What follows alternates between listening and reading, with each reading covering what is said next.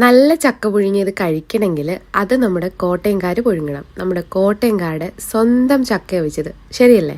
നല്ല മൂത്ത പച്ച ചക്കയായിരിക്കണം. നല്ല മഞ്ഞ കളറുള്ള ചക്കയാണ് ഇത്. ഈ ചക്കയൊക്കെ അരിഞ്ഞു വെച്ചിരിക്കുന്ന കാണാൻ തന്നെ എന്തൊരു രസമല്ലേ. പിന്നെ വേറൊരു കാര്യം, നമ്മുടെ കുക്കറിലോ അല്ലെങ്കിൽ വേറെ ഏതെങ്കിലും പാത്രത്തിലോ കുറച്ച് വെള്ളം ഒഴിച്ച് വേവിച്ചാൽ ഇത് ശരിയാവത്തില്ല.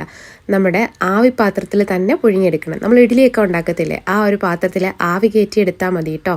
പിന്നെ നല്ല കാന്താരി മുളകും കറിവേപ്പിലയും ചെറിയുള്ളിയും വെളുത്തുള്ളിയും അമ്മിയിലൊന്ന് അരച്ചെടുക്കണം. പിന്നെ തേങ്ങ ഒതുക്കി എടുക്കുമ്പോൾ അതിൽ ചെറിയ ജീരകം മഞ്ഞപ്പൊടിയും കൂടി ചേർക്കുകയാണെങ്കിൽ നല്ലതായിരിക്കും. നമ്മുടെ സ്വന്തം കറിവേപ്പില ചേർത്തുകൊണ്ടാണ് ഇതിന് പച്ച കളർ കുറച്ച് കൂടുതലുള്ളത്. അങ്ങനെ നമ്മുടെ ചക്കയൊക്കെ നന്നായിട്ട് ആവി കയറി വെന്ത് വന്നിട്ടുണ്ട്. ആ ഒരു സമയത്ത് നമ്മൾ ഒതുക്കി വെച്ചിരിക്കുന്ന തേങ്ങ ഇട്ട് കൊടുക്കാം.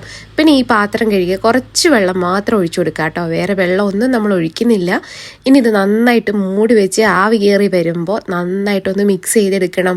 നമ്മുടെ കോട്ടയംകാർക്ക് ചക്ക ഒരുപാട് കുഴച്ചു പുഴുങ്ങുന്നത് ഇഷ്ടമല്ല, നല്ല പരുവത്തിലായിരിക്കണം, അങ്ങനെയാണ് കേട്ടോ ഇവിടെ പറയാറ്. ഇതിന്റെ കൂടെ വേറെ കറികളൊന്നും ആവശ്യമില്ല. നല്ല ചൂട് ചക്കയില് നല്ല വെളിച്ചെണ്ണ ഒഴിച്ച് കഴിക്കുമ്പോൾ കിട്ടുന്ന ആ ഒരു സ്വാദുണ്ടല്ലോ, വേറെ എന്ത് കൂട്ടി കഴിച്ചാലും കിട്ടില്ല.